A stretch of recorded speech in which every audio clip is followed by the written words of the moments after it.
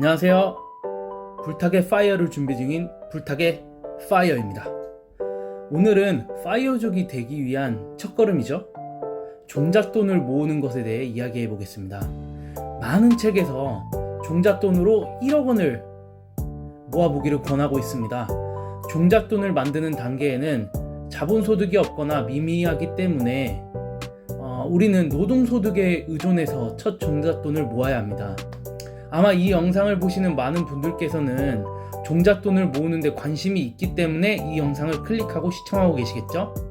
일단 1억 원 모으기 참 쉽죠? 라는 썸네일은 반은 사실이고 반은 기만입니다. 죄송합니다.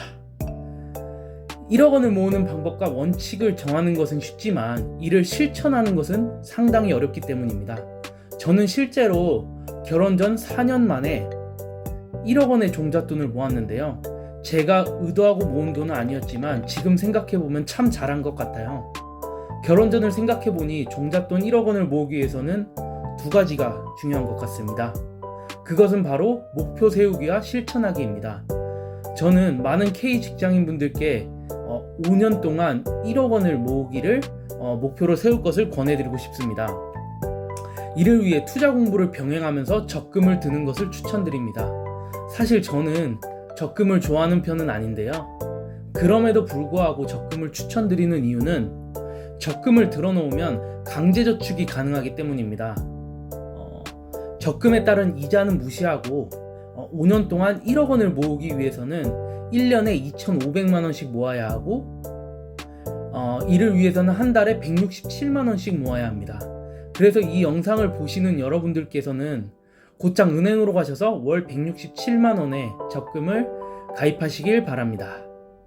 만약 전문직이거나 대기업에서 일하고 계신 분들은 적금 금액을 조금 더 늘려 기간을 단축시킬 수도 있습니다. 예를 들어 42만 원을 더 저축해서 월 209만 원씩 적금을 든다면 1억 원을 모으는 기간을 1년이나 단축하실 수 있습니다. 이자를 제외한 1억 모으기 위한 적금 금액을 보면 5년에 모으려면 167만원, 4년은 209만원, 3년은 278만원, 2년은 417만원, 1년은 834만원입니다. 본인의 소득에 맞게 적금에 가입하신 후 4에서 5년 동안 1억 원을 꼭 모아보시기를 바랍니다. 경제적으로도 풍요로워지고 목표를 이룬 성취감도 얻을 수 있을 것입니다. 이렇게 1억 원을 모으기 위한 방법, 목표 기간을 설정하고 적금을 들어 종잣돈을 마련한다. 말은 참 쉽죠? 그렇다면 이제부터는 제가 적금을 들고 적금 금액을 모으기 위해 실천했던 방법들을 말씀드리려고 합니다. 첫째, 먼저 저축한 후 사용하라. 저의 경우 처음 사회생활을 시작할 때 월급이 280만 원 정도였습니다. 그 중에 약 200만 원을 저축한 셈이죠. 하고 싶은 것도 많고 사고 싶은 것도 많았습니다. 하지만 저는 이러한 유혹에 빠지지 않고 종잣돈 1억 원을 모아냈습니다. 그 비결이 무엇일까요?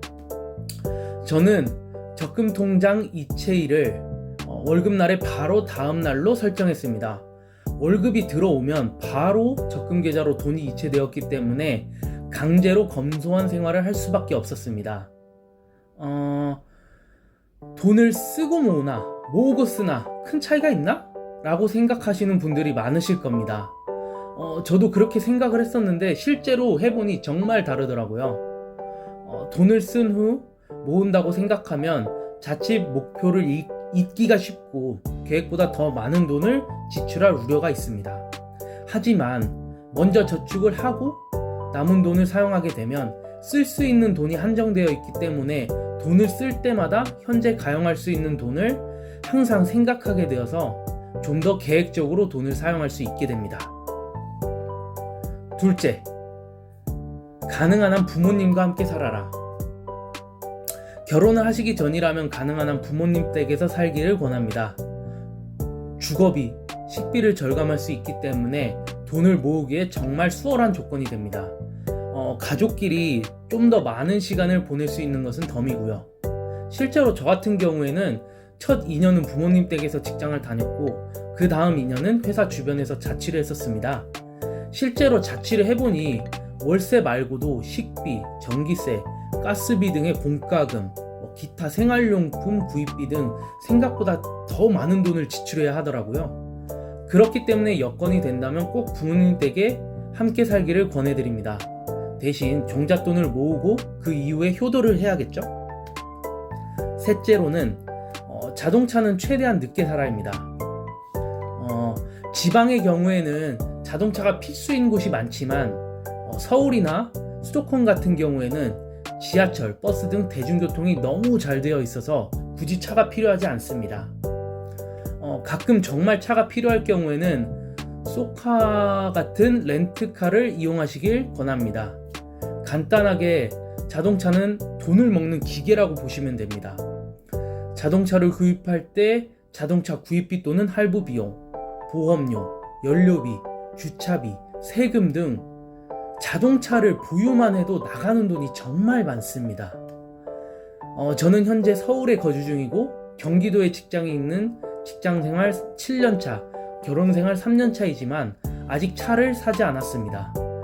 그리고 자동차는 최대한 늦게 구입할 예정입니다.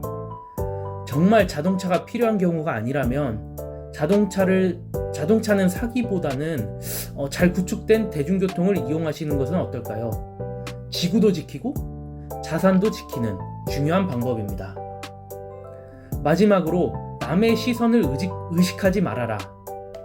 이 부분은 자존감과도 연관성이 깊은데 자존감이 높은 사람은 이미 자신에 대한 확신이 있기 때문에 타인의 시선을 의식한 소비를 잘 하지 않습니다. 반면 명품, 옷, 시계, 자동차, 가방 등 사치품 소비는 자존감이 낮은 경우 이를 채우기 위한 방법으로 쓰이는 경우가 참 많습니다. 굳이 명품을 입거나 타지 않아도 우리 자신이 명품이라면 굳이 명품은 필요가 없을 것입니다. 본인의 가치는 외향적인 것이 아니라 본인의 내면적인 면에 의해 결정됩니다. 본인이 본인의 내면을 잘 가꾸고 이에 대한 확신을 갖게 된다면 남의 시선을 의식하는 과도한 옷, 시계, 자동차 등에 들어가는 비용을 아낄 수 있을 것입니다. 이번 영상에서는 종잣돈 1억 원을 모으는 아주 간단한 방법과 원칙들을 소개해 드렸는데요. 어찌 보면 정말 뻔하고 쉬운 내용일 수도 있으나 가장 중요한 것은 여러분들의 실천입니다. 이 영상이 여러분의 계획을 더 단단하게 만들고 실천 의지를 고양시킬 수 있는 영상이 되었으면 좋겠습니다. 끝으로 이 영상이 유익하셨다면 구독, 좋아요, 알림 설정까지 잊지 말고 부탁드리겠습니다. 감사합니다.